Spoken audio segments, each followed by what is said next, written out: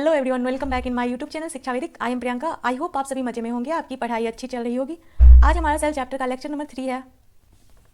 इससे पहले 2 lecture complete हो चुकी है और आज हम पढ़ने वाले यूकैरियोटिक सेल के बारे में और इसके साथ प्लांट और एनिमल सेल के बीच में डिफरेंस देखेंगे और साथ ही सेल वॉल के बारे में कुछ पॉइंट्स लर्न करेंगे और लास्ट में नीट में आए हुए PYQs को भी सॉल्व करेंगे। तो चलिए शुरू करते हैं। प्रीवियस क्लास में हमने प्रोकैरियोटिक सेल के बारे में पढ़ा था और प्रोकैरियोटिक सेल जो है हमारा था बहुत ही सिंपल सादा जीवन जीने वाला सेल था। उसमें कोई भी वेल डिफाइंड ऑर्गेनली प्रेजेंट नहीं था। बट हम यहाँ पे पढ़ने वाले यूकैरियोटिक सेल के बारे में। यूकैरियोटिक सेल के बारे में पढ़ने से पहले जो हमने बायोलॉजिकल क्लासिफिकेशन में देखा था 5 किंगडम के बारे में, जिसमें से कि 4 किंगडम जो हमारे थे प्रोटिस्ट, फंजी और फिर प्लांट्स और एनिमल्स, ये सब जो हैं आपके यूकैरियोट्स में आते हैं। प्रोटिस्ट आपका सबसे सिंपल यूकैरियोट्स होता है, जिसके एग्जाम्पल आपके हो गए diatoms, Euglena, amoeba, protozoa. Protozoa का आपको एग्जाम्पल पता है प्लाज्मोडियम, जो कि हमारा मलेरिया काउज करता है। ये सब आपके क्या हो गए प्रोटिस्ट। और इनके बॉडी ऑर्गेनाइजेशन की बात करें तो ये बॉडी ऑर्गेनाइजेशन इनका यूनिसेलुलर होता है, ये सिंगल सेल के ज़्यादातर बने हुए होते हैं। आगे हम और भी कैरेक्टरिस्टिक के बारे में पढ़ते हैं यूकैरियोटिक सेल के बारे में। जैसे यूकैरियोटिक सेल के बारे में बहुत सारी चीज़ों को हमने कल ही डील कर लिया था, जैसे कि इसका वेल डिफाइंड न्यूक्लियस प्रेजेंट होता है। इसमें well defined nucleus, you means क्या आपका हो गया ट्रू, कैरियन मीन्स आपका क्या हो गया न्यूक्लियस। तो eukaryotic cell include all protist, plant, fungi और एनिमल, ये सब आपके क्या हो गए यूकैरियोट्स हो गए। Eukaryotic cell have extensive compartmentalisation of cytoplasma through the presence of membrane bound organelle. इसका मतलब क्या हुआ आपका, जैसे कोई सेल है, इस सेल में बहुत सारे ऑर्गेनेली प्रेजेंट होते हैं, न्यूक्लियस प्रेजेंट होगा तो न्यूक्लियस का ये स्पेस हो गया। इसके साथ ही ER आपका पाया जाएगा, इंडोप्लाज्मिक रेटिकुलम। इंडोप्लाज्मिक रेटिकुलम भी 2 टाइप के होते हैं, ज़्यादातर हम SER और ER के बारे में पढ़ेंगे। और इसके साथ ही गोल्जी आपका हो गया, माइटोकॉन्ड्रिया हो गया, सब एक तरह से सब क्या हो गया कंपार्टमेंट में ये है। लाइसोसोम हो गया, इन सब का क्या होगा एक प्रॉपर फंक्शन होगा।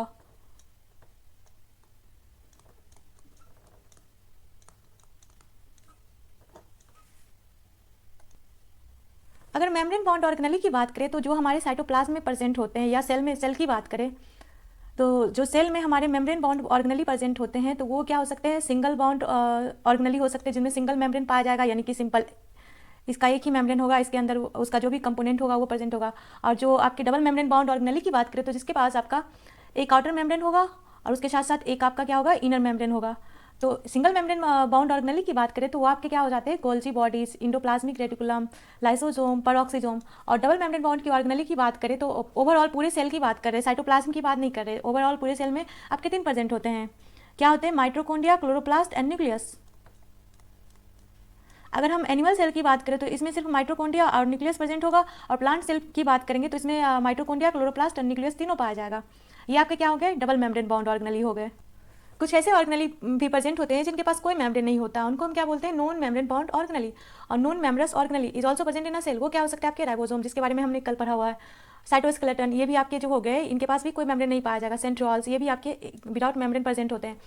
और भी यूकैरियोटिक सेल के बारे में अगर हम देखें तो eukaryotic cell possess organised nucleus with nuclear envelope, ये सब हम पॉइंट लर्न कर चुके हैं। ये जितने सारे पॉइंट आपके हैं वो NCERT के पॉइंट है और बहुत ही इंपॉर्टेंट है, आप इनको अच्छे से। Genetic material of eukaryotic cell is organised into chromosome. इसका मतलब क्या हुआ, जैसे कि आपका कल हमने पढ़ा था जेनेटिक मटेरियल के बारे में, प्रोकैरियोट्स एंड यूकैरियोट के बीच में डिफरेंस देखा था। तो यूकैरियोटिक का जेनेटिक मटेरियल जो होता है डबल स्टैंडर्ड लीनियर होता है, डबल स्टैंडर्ड DNA। और ये डबल स्टैंडर्ड DNA जो होता है ये आपका हेलिकल स्ट्रक्चर होता है, हेलिक्स के फॉर्म में प्रेजेंट होता है। और ये हेलिक्स जो है ऑर्गेनाइज्ड करके क्या बनाता है क्रोमोसोम स्ट्रक्चर। और इस क्रोमोसोम का अगर हम अच्छे से देखें तो ये आपका ऐसे ऐसे ऐसे ऐसे हेलिकल फॉर्म में DNA जो है वो हेलिकल फॉर्म में ऑर्गेनाइज्ड रहेगा। और ये हेलिक्स जो है आपका क्या बना दिया क्रोमोसोम। तो इसका मतलब यही हो गया कि आपका जेनेटिक मटेरियल जो यूकैरियोटिक सेल का है वो organise into chromosome. Eukaryotic cell have a variety of complex locomotory and a cytoskeleton structure. इन सब चीज़ के बारे में भी जब हम ऑर्गेनेली को पढ़ेंगे अलग अलग से तो उसमें हम लर्न करेंगे। यूकैरियोटिक सेल में लोकोमोशन के लिए और सपोर्ट के लिए बहुत सारे स्ट्रक्चर प्रेजेंट होते हैं। All eukaryotic cell are not identical. इसका मतलब ये हुआ कि जितने भी यूकैरियोटिक सेल होते हैं, चाहे वो प्लांट सेल हो, एनिमल सेल हो, प्रोटिस्ट हो, फंगी हो, ये सब आइडेंटिकल नहीं होते, इनमें डिफरेंसेस पाए जाते हैं। बट हमने प्रोकैरियोटिक सेल के बारे में पढ़ा था। प्रोकैरियोटिक सेल जो होते हैं ऑलमोस्ट सिमिलर होते हैं, ये सारे सेल ऑलमोस्ट सिमिलर, पर हमारे यूकैरियोटिक जो होते हैं वो नॉट आइडेंटिकल होते हैं।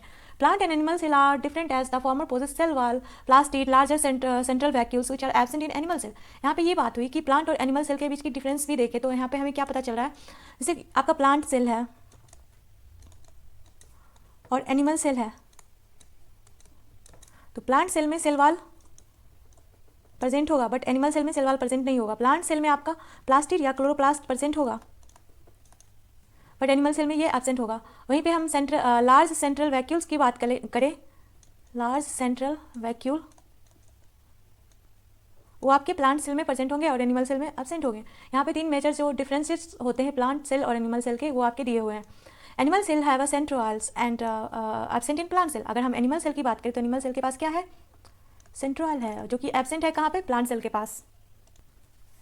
ये आपका एनसीईआरटी का इमेज है, इसको आप अच्छे से खुद से ड्रॉ करोगे और स्ट्रक्चर को देखोगे कि क्या चीज़ कहाँ पे प्रेजेंट है। जैसे कि हम बात करें, ये आपका प्लांट सेल हो गया, ये आपका एनिमल सेल है। प्लांट सेल की बात करें तो प्लांट सेल का जो आउटर मोस्ट लेयर होगा, ये आपका आउटर मोस्ट लेयर है, ये आपका आउटर मोस्ट लेयर है, उसको हम क्या बोल रहे हैं, सेल वॉल। और सेल वॉल के जस्ट अंदर आपका क्या होगा, प्लाज्मा मेम्ब्रेन, ये आपका क्या है, प्लाज्मा मेम्ब्रेन। उसके बाद बात करें प्लांट में सबसे बड़ा सेंट्रल वैक्यूल पाया जा रहा है, ये आपका क्या हो गया, सेंट्रल लार्ज सेंट्रल वैक्यूल, ये आपका वैक्यूल हो गया। उसके साथ ही प्लांट सेल में सेल वॉल के जो बीच में मिडिल लेमिला पाया जाता है, इसके बारे में हम भी लर्न करेंगे। और ये बीच में जो आपका पाया जा रहा है यहाँ पे, ये आपका क्या हो गया, न्यूक्लियस, जो कि न्यूक्लियस को हम क्या बोलते हैं, ब्रेन ऑफ द सेल। और न्यूक्लियस के अंदर जो न्यूक्लियोलस होता है, इस न्यूक्लियोलस में क्या आपका प्रेजेंट होता है, जेनेटिक मटेरियल। इन सारे स्ट्रक्चर को हम डिटेल से पढ़ेंगे। प्लांट सेल का और स्पेशल कैरेक्टरिस्टिक क्या होता है, उसमें क्लोरोप्लास्ट पाया जाता है। ये आपका जो बहुत सारा क्लोरोप्लास्ट होता है, ये देखिए आप क्लोरोप्लास्ट है, बहुत सारे अमाउंट में प्रेजेंट है, ये आपका क्या हो गया, क्लोरोप्लास्ट। और ये जो सारे ऑर्गेनेली जिसमें प्रेजेंट है उसको हम क्या बोल रहे हैं, साइटोप्लाज्म। और ये यहाँ पे छोटा सा जो स्ट्रक्चर पाया जा रहा है उसको हम बोलते हैं पेरोक्सिसोम। साथ ही में माइक्रोट्यूब्यूल्स प्लांट सेल में प्रेजेंट होगा। और एक स्पेशल कैरेक्टरिस्टिक प्लांट सेल की बात करें तो प्लांट सेल में प्लाज्मोडेस्माटा पाया जाता है। प्लाज्मोडेस्माटा क्या होता है, एक तरह से ये ऐसा कैरेक्टरिस्टिक होता है प्लांट सेल का, एक सेल को दूसरे सेल से कनेक्ट करके रखता है ये। इसी तरीके से हम एनिमल सेल की बात करें तो एनिमल सेल में ये आपका क्या हो गया, न्यूक्लियस एनिमल सेल में। इसके साथ साथ ये आउटर मोस्ट लेयर, इसका क्या हो गया, सेल मेम्ब्रेन। उसके बाद ये आपका न्यूक्लियस के साथ अटैच क्या रहता है, आपका इंडोप्लाज्मिक रेटिकुलम, ये आपका क्या हो गया, इंडोप्लाज्मिक रेटिकुलम, ये सर। ये आपका माइटोकॉन्ड्रिया, ये गोल्जी बॉडी। ये आपका जो एनिमल सेल का स्पेशल कैरेक्टरिस्टिक जो हुआ वो क्या है, सेंट्रियोल्स, ये आपका सेंट्रियोल्स हो गया, ये वाला स्ट्रक्चर सेंट्रियोल्स। आप इसी तरीके से आप अच्छे से एनसीईआरटी बुक में ये सब इमेज को अच्छे से देख सकते हो। मेजर तरीके से अगर हम प्लांट सेल और एनिमल सेल के डिफरेंस की बात करें तो ऑर्गेनेली को देखेंगे और प्लांट सेल देखेंगे और एनिमल सेल देखेंगे और उसके फंक्शन क्या होते हैं उनको देखेंगे। और इन सबको हम डिटेल से भी पढ़ेंगे, लेकिन हम ओवरव्यू देख रहे हैं इनमें से इनका छोटा छोटा फंक्शन जो है वो क्या होता है, और ये आपके लिए एक रिविजन स्लाइड के तरीके से काम करेगा। जैसे आप न्यूक्लियस की बात करें तो न्यूक्लियस जो है प्लांट सेल में भी प्रेजेंट होता है, एनिमल सेल में भी प्रेजेंट होता है। न्यूक्लियस का फंक्शन क्या है, कंट्रोल सेल एक्टिविटी। जितने सारे सेल एक्टिविटी होते हैं उनको कंट्रोल करने का काम न्यूक्लियस का होता है। इसके पास जेनेटिक मटेरियल प्रेजेंट होता है, जेनेटिक इन्फॉर्मेशन, जो कि जिसको हम क्या बोलते हैं, डीएनए। सेल वाल की बात करें तो सेल वाल एनिमल सेल में नहीं पाया जाएगा, सिर्फ प्लांट सेल में पाया जाता है, एनिमल सेल में ये एब्सेंट होता है। और सेल वाल का फंक्शन की बात करें तो ये प्रोटेक्शन एंड से प्रोवाइड करता है किसको, प्लांट्स को और फंजाई को, प्लांट्स एंड फंजाई या फंगी जो भी आप बोलो। सेल मेम्ब्रेन की बात करें तो सेल मेम्ब्रेन जो है वो आपका प्रेजेंट होता है प्लांट और एनिमल बोथ में। और सेल मेम्ब्रेन ही एक ऐसा इकलौता ऑर्गेनेली है जो कि आप यूनिवर्सल ऑर्गेनेली इसको बोल सकते हो। ये सारे लिविंग ऑर्गेनिज्म में प्रेजेंट होंगे, चाहे वो प्रोकैरियोट्स होंगे, यूकैरियोट्स होंगे। वायरस की तो बात ही नहीं कर रहे, वायरस को हम ज़्यादातर ए सेलुलर बोलते हैं। सेल मेम्ब्रेन का जो मेजर फंक्शन होता है वो एक तरह से कंट्रोल करता है मूवमेंट ऑफ सब्सटेंस को अक्रॉस मेम्ब्रेन। ये क्या है आपका, सिलेक्टिव परमिएबल, ये क्या होता है, इसके बारे में भी जब हम प्लाज्मा मेम्ब्रेन पढ़ेंगे तो उसमें अच्छे से डील करेंगे। राइबोसोम जो है वो आपके प्लांट्स में भी पाए जाते हैं और एनिमल्स में भी पाए जाते हैं, दोनों में 80S राइबोसोम प्रेजेंट होते हैं। हमने पढ़ा था कल प्रोकैरियोट्स में 78S और यूकैरियोट्स में 80S राइबोसोम। माइटोकॉन्ड्रिया की बात करें तो माइटोकॉन्ड्रिया जो है वो आपका दोनों में पाया जाएगा, प्रेजेंट होगा प्लांट्स में और एनिमल्स में। और माइटोकॉन्ड्रिया को पता है आपको, बचपन से पढ़ते आ रहे हो, powerhouse of the cell बोलते हैं। और ये पावर हाउस इसको इसलिए बोलते हैं क्योंकि ये हमें एनर्जी प्रोवाइड करता है in the form of ATP, यानी कि इसको हम क्या बोल सकते हैं, ATP प्रोडक्शन का काम कौन कर रहा है, आपका माइटोकॉन्ड्रिया। क्लोरोप्लास्ट की बात करें तो क्लोरोप्लास्ट स्पेशल कैरेक्टरिस्टिक होता है किसका, प्लांट सेल का। ये आपका एनिमल सेल में एब्सेंट होता है और ये फोटोसिंथेसिस करवाता है। वहीं हम वैक्यूल्स की बात करें तो वैक्यूल्स जो है प्लांट सेल में लार्जर इन साइज और सेंट्रल वैक्यूल पाया जाता है, इसमें स्मॉलर या एब्सेंट बोल सकते हैं इसको हम, एब्सेंट होता है। और वैक्यूल क्या काम करता है, चीज़ों को स्टोर करने का काम करता है।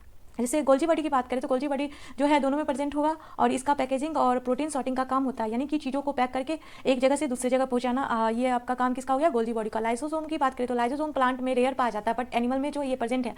और ये क्या करता है, ये भी आपका ब्रेक डाउन और डाइजेशन ऑफ वेस्ट मटेरियल, जितने भी वेस्ट मटेरियल होंगे सेल का उसको ब्रेक डाउन करना होगा तो वो कहाँ जाएगा, लाइसोसोम के पास। और लाइसोसोम के पास जो है एसिडिक इन्वायरमेंट होता है जो कि हम बाद में डील करेंगे। और इस एसिडिक इन्वायरमेंट की वजह से ये चीज़ों को क्या कर रहा है, ब्रेक डाउन और डाइजेस्ट कर रहा है। इंडोप्लाज्मिक रेटिकुलम की बात करें तो इंडोप्लाज्मिक रेटिकुलम दोनों में प्रेजेंट होता है आपका।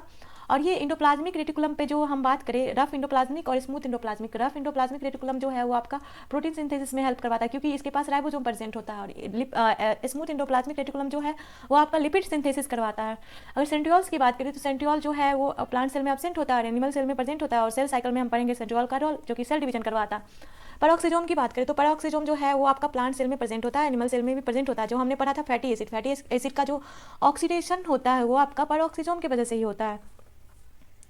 अब हम बात करते हैं प्लांट सेल और फंगी सेल के स्पेशल कैरेक्टरिस्टिक आउटरमोस्ट लेयर के बारे में, जो कि क्या है, सेल वाल है।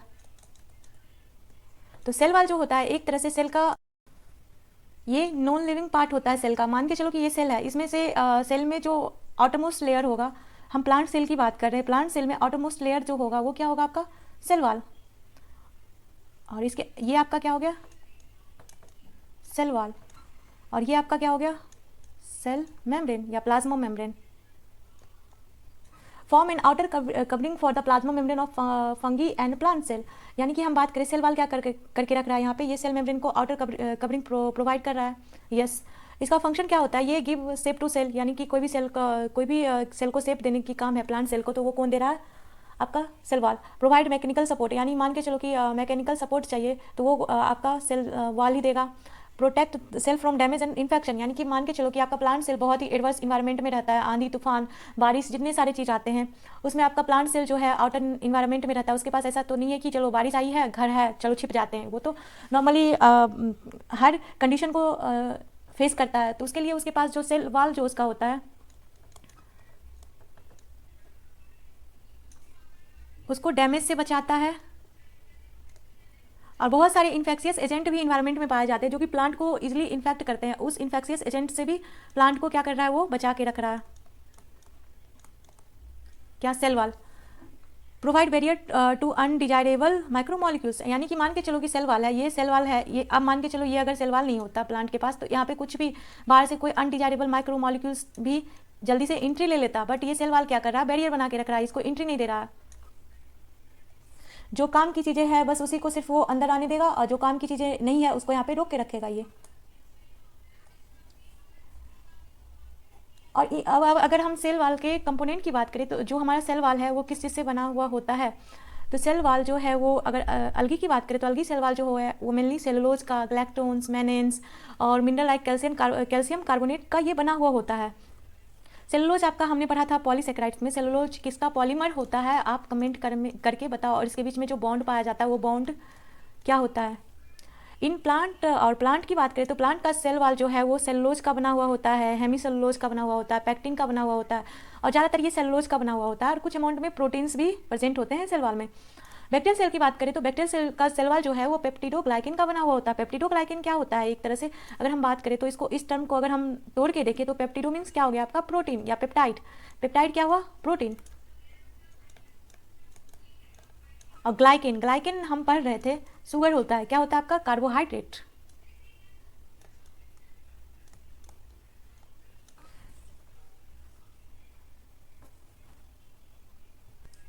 यहीं पे हम फंगी की बात करें तो फंगी का सेल वॉल जो है वो काइटिन का बना हुआ होता है। काइटिन आपका क्या हो गया, काइटिन एक तरह से ये पॉलीमर ऑफ नैग होता है, पॉलीमर ऑफ नैग।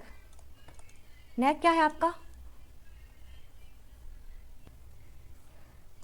नैग ये आपका मोनोसेकेराइड्स होता है। मोनोसेकेराइड्स के बारे में हमने पढ़ा था बायोमोलिक्यूल्स चैप्टर में। मोनोसेकेराइड होता है, इसको हम क्या बोलते हैं, एन एसिटाइल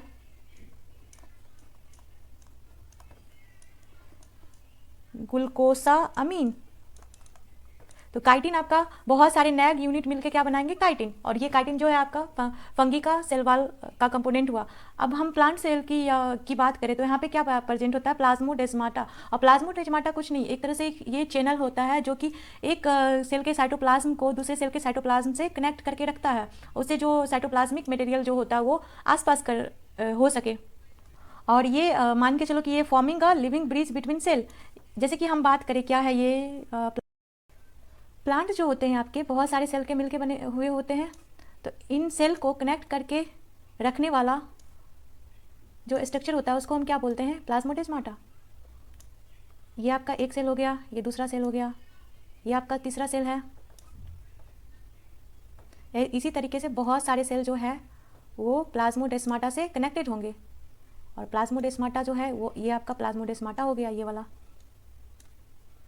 यानी कि इस साइटोप्लाज्म से मान के चलो कि यहाँ पे प्लांट्स में लीफ में फोटोसिंथेसिस होता है, वहाँ पे खाना बनता है और उस खाना को प्लांट्स के पूरे पार्ट्स में जाना है, तो वो इस प्लाज्मोडेस्माटा के थ्रू ही सारे सेल के पास जाएगा। ये आपका क्या हो गया, प्लाज्मोडेस्माटा।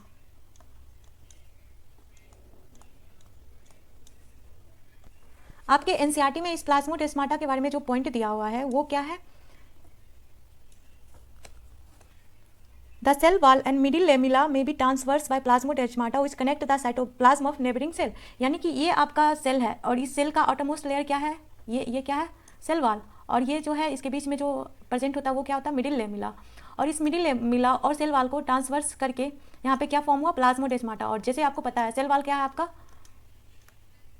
नॉन लिविंग है, नॉन लिविंग मैटर, किसका, सेल का, स्पेशली प्लांट सेल का। बट प्लाज्मोडेस्माटा यहाँ पे जो है वो क्या हो जाएगा आपका, लिविंग ब्रिज के तरीके से काम कर रहा है। आई होप कि आपको प्लाज्मोडेस्माटा के बारे में पॉइंट्स क्लियर होगी। और हम नेक्स्ट आगे बढ़ते हैं, हमें क्या पढ़ना है। और भी कुछ चीज़ दिए हुए हैं प्लांट सेल वॉल के बारे में आपके, जैसे कि ये आपका ये सेल नंबर 1 है, सेल 2 है, सेल 3 है।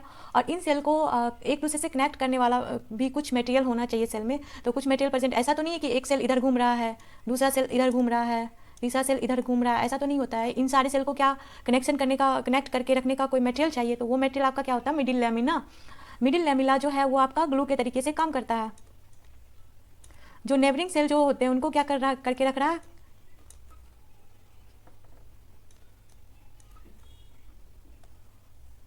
नेबरिंग सेल को होल्ड करके रख रहा है। ये एक सेल दूसरे सेल को क्या करके रख रहे हैं, होल्ड करके।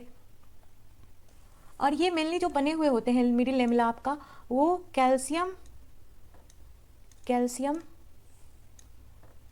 पैक्टेट के बने हुए होते हैं। इसको हम एज ए सीमेंट्री लेयर भी बोल सकते हैं, सीमेंटिंग का भी काम कर रहा है मिडिल लेमिला को। जैसे प्राइमरी सेल वॉल और सेकेंडरी सेल वॉल में क्या डिफरेंस होता है, प्राइमरी सेल वॉल जो है वो आपका एकदम थिन लेयर पाया जाता है, थिन, बहुत पतला। और ये एकदम प्लांट जो है जब नया है, न्यू प्लांट है, उसमें फॉर्म होता है प्राइमरी लेयर। जैसे ही प्लांट मेच्योर होता है तो ये प्राइमरी लेयर जो है, ये प्राइमरी लेयर सेकेंडरी लेयर में कन्वर्ट हो जाता है, ये सेकेंडरी लेयर फॉर्म करता है। और ये सेकेंडरी लेयर जो है आपके वो इसके 3 लेयर पाए जाएंगे, S1, S2 और S3। जो S3 जो होगा सबसे अंदर पाया जाएगा और वो ये प्लाज्मा मेम्ब्रेन के ज़्यादा क्लोज होगा। और S1 जो है वो आउटर मोस्ट होगा। और इसके बाद आपका ये क्या है, ये आपका प्लाज्मा मेम्ब्रेन है। यहाँ तक आपको सारी चीज़ें क्लियर हो गई होगी। अब हम आगे अगर देखें, मान के चलो कि कोई सेल है, ये यूकैरियोटिक सेल की बात कर रहे हैं हम, यूकैरियोटिक सेल की। तो यूकैरियोटिक सेल में अगर हम इससे सेल वॉल को रिमूव कर दे, और मेजर तरीके से ये प्लांट सेल है, यानी कि ये माइनस का मतलब क्या हुआ, सेल वॉल को हमने रिमूव कर दिया। और इस सेल वॉल को रिमूव करने के लिए जो एंजाइम यूज होता है वो क्या है आपका, सेलुलेज, अगर प्लांट सेल है तो पैक्टिनेज, पैक्टिनेज, ये सब क्या है, एंजाइम है। सेलुलेज क्या किसको डाइजेस्ट करेगा, सेलुलोज को। एंजाइम क्या कर रहा है यहाँ पे, डाइजेशन का। पैक्टिनेज किसको डाइजेस्ट करेगा, पैक्टिनेज, पैक्टिन को। यहाँ पे हमारा सेल बाल जो प्लांट का बना हुआ होता है, cellulose, pectinase, cellulose, pectin, hemicellulose, इन्हीं सब का तो एंजाइम भी हम उसी अकॉर्डिंग यूज़ करेंगे। तो यहाँ पे जैसे ही सेल वाल हमने रिमूव किया तो ये जो सेल बचा इस विदाउट सेल वाल, उसको हम क्या बोलेंगे, प्रोटोप्लास्ट। और प्रोटोप्लास्ट जो आपका होता है ये आपका क्या हो जाएगा, इसमें बहुत सारे लिविंग ऑर्गेनली पाए जाएंगे और नॉन लिविंग मैटर भी पाए जाएंगे। इसमें जो नॉन लिविंग मैटर पाए जाएंगे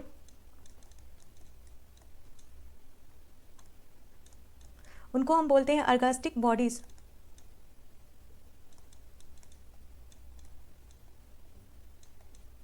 और लिविंग मैटर जो पाए जाएंगे उसको हम बोलेंगे प्रोटोप्लाज्म। और ये इस प्रोटोप्लाज्म की बात करें तो इस प्रोटोप्लाज्म में मेजर तरीके से क्या क्या प्रेजेंट होगा,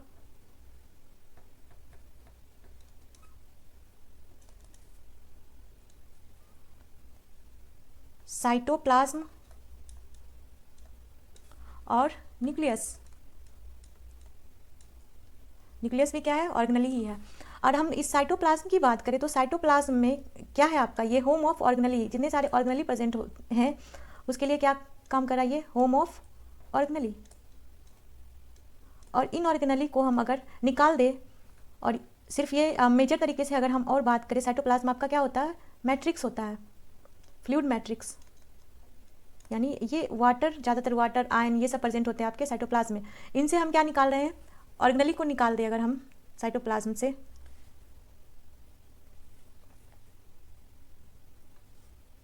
तो ये आपका बच जाएगा साइटोसॉल। यानी साइटोसॉल क्या है आपका, लिक्विड पार्ट है जिसमें कोई ऑर्गेनली प्रेजेंट ही नहीं है। आपको अच्छे से समझ में आ गया साइटोप्लाज्म और साइटोसॉल में क्या डिफरेंस है। आज के लिए ये टॉपिक इतना ही, और बाकी हम नीट में आए हुए PUI की उसको भी सॉल्व करते हैं, और साथ ही कुछ क्वेश्चन को आप प्रैक्टिस करना। जैसे ये क्वेश्चन जो है वो क्या है आपका, cellular organelle with a membrane are.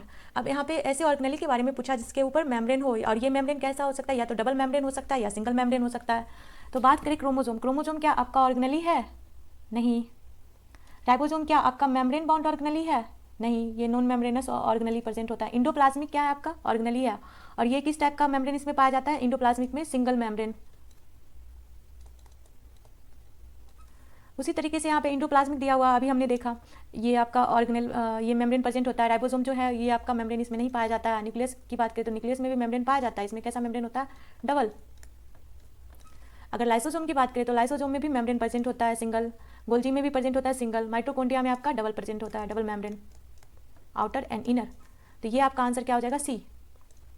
Next question को देखें तो अगर which of the following cell organelle is enclosed by single membrane, तो जैसे ही आप देखो यहाँ पे 3 आपका क्या होता है, माइटोकॉन्ड्रिया, न्यूक्लियस एंड क्लोरोप्लास्ट। ये आपका क्या होता है, डबल मेम्ब्रेन, बाकी क्या होंगे, सिंगल। तो माइटोकॉन्ड्रिया, न्यूक्लियस और क्लोरोप्लास्ट को हटा दो तो आपका आंसर क्या बच गया, लाइसोसोम। यहाँ पे ये क्वेश्चन आप प्रैक्टिस करना, ये क्वेश्चन आप प्रैक्टिस करना, और ये भी क्वेश्चन आप प्रैक्टिस करना, और आंसर कमेंट बॉक्स में करना। आज के लिए इतना ही, मिलते हैं नेक्स्ट क्लास में, और नेक्स्ट क्लास में हम पढ़ेंगे इंडो मेम्ब्रेन सिस्टम के बारे में और कुछ ऑर्गेनलीज के बारे में डील करेंगे। सो बाय बाय, टेक केयर।